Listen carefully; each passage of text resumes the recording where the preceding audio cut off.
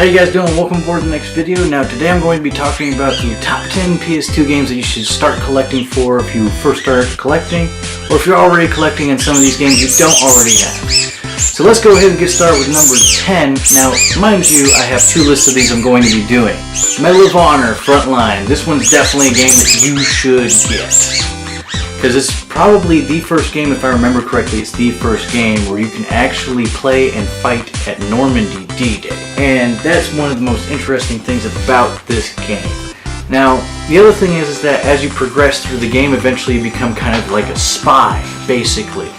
Infiltrating, gathering intel, and eventually just destroying and demolishing their headquarters and HQs.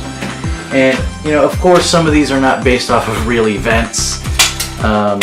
They're just to make the game more fun and interesting. So that's something to keep in mind. So coming in at number 9 will be Red Faction. Now with Red Faction, this is definitely a game I recommend getting because I grew up with this game. Now, I mean, of course, after a while it might get a little old, but it's definitely still a game worthwhile picking up. And one of the reasons why is because this is one of the very first games, probably the first game that allowed you to be able to destroy the environment while you're in it.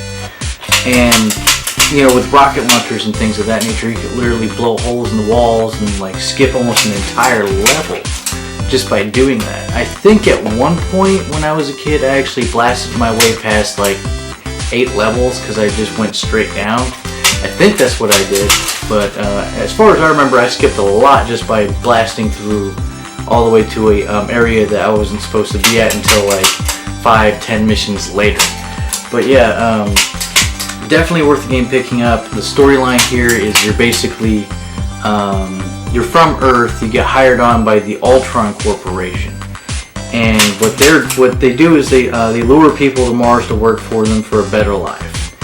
And of course, surprise, surprise, it's more like a slave trade. You get there, you're under their control. They pretty much dictate everything you can do, from when you wipe your ass, when you scratch your nuts. I mean, basically everything. And what happens is a revolt actually ends up happening at the very start of the game. Of course, you just pick up whatever you can find and start fighting off the guards, and you're just demolishing Facehole. And eventually you get to the point where they start using you as one of their main fighters and gets you to infiltrate some of the places that they have you go into. There's also mechanics like vehicle mechanics where you can drive jeeps, and at one particular portion of the game you actually get to drive or operate a submarine. And a very interesting game, definitely worth picking up. So I do recommend this one very heavily to actually get. This is definitely one you should pick up and take for your collection. Coming in at number 8 is State of Emergency. Now this game I have not gotten to play myself, but I always wanted it as a kid, and I knew guys growing up that had this game, and they said it was everything. It was just so much fun. They loved it. I gotta say it's very interesting because it's basically a totalitarian government taking over, and people go and riot in the streets and protest through riot, and just basically going all hammer down on them and just going nuts. I mean, it's crazy. But it really looks like a lot of fun for a game. I can't wait to actually try it out for myself. I've owned it for a while now, and I still haven't tried it out, but I definitely will. Definitely a game worthwhile, especially because it's a Rockstar game, and you can never go wrong with Rockstar. I mean, almost never. But yeah, coming in at number 7 would be the Manhunt series. Now, the Manhunt series was a controversial series of games. Controversial game, the very first one was controversial because you're basically a murderer put on trial and you're on death row, and you end up into this kind of game that you get thrown into, kind of like Death Race. You get thrown into this game and you have to play it. No, it doesn't matter. There's no ifs, ands, or buts about it. If and or buts about it. You have to play, and you have to sneak through every place without getting caught, and you kill your enemies in any way you can, including using plastic bags to wrap around their heads and choke them to death with it. It's a very interesting game. Very violent, very brutal, and there's a reason why this was a controversial game. and that's definitely one of the reasons why. It's brutal. Oh my god. Both of them are. Definitely worth picking up in your collection for your collection. Definitely recommend it. They're also made by Rockstar, of course. Coming in at number 6 is the Destroy All Humans series. Now, of course, Destroy All Humans, I played and beat both of these games growing up as a kid. And I gotta say, I love these games. And taking place in the 1950s, and the second one I think was like the 70s, 60s or 70s. And I gotta say, these games are just so much fun. I mean, at one point you get to control your flying saucer and get to do all sorts of things, abducting cows and just all sorts of just crazy stuff.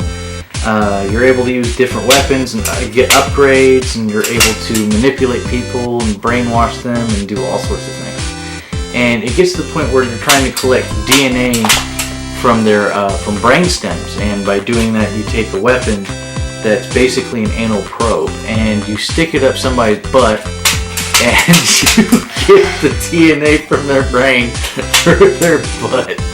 It's just so ridiculous, but it's so much fun. And after you get what you need, you kind of shoot them out like a rocket. So it's very interesting. It is a lot of fun. It's a very fun game, made by Pandemic, and you know, this is one of the games that really launched Pandemic into the mainstream.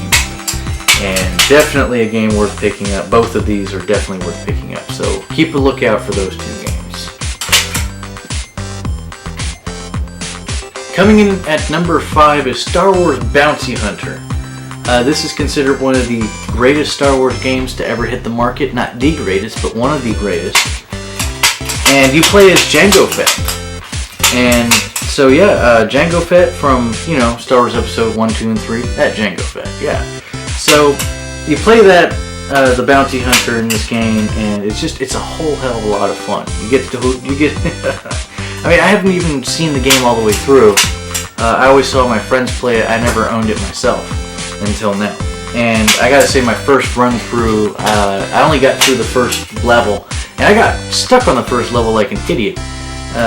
You know, trying to find, do I have to press a button or something, or is there like a hole in the wall? Nah, the hole was in the floor, so and it was hidden in a corner in a dark area. And that's the one thing that sucks about games from that era, is if where you gotta go is in a really dark, hidden area, it's easy to overlook because just about everything's dark. So, but yeah, definitely a game worth picking up. Of course, made by LucasArts, because who else would make games in this time period for Star Wars? So, definitely a game you guys should pick up for your collection. Coming in at number 4 is Metal Gear Solid The Essentials Collection. This is definitely one that you should pick up because it has the first, second, and third Metal Gear Solid in here. Of course, the first Metal Gear Solid, as it shows here, is PlayStation 1 and not PS2. Because they never made a PS2 adaptation to that game. And as far as I've heard, they're still in the works of doing a remaster of the first Metal Gear Solid game, which I would really love, because that's a game that I would actually purchase.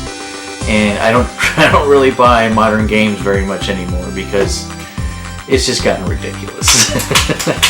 But yeah, this is definitely one to pick up in your collection to have. And I gotta say, this game, oh my god, I got hooked to it. I spent God knows how long, how many hours playing this, and I shouldn't even have to explain the storyline to you guys. You should already know. You know this game's worth it. Everybody's heard about it at some point, so we're going to go ahead and move on. Coming in at number 3 is Harvest Moon Save the Homeland. Now, this game, for those of you who might be wondering, why would I pick a farm game?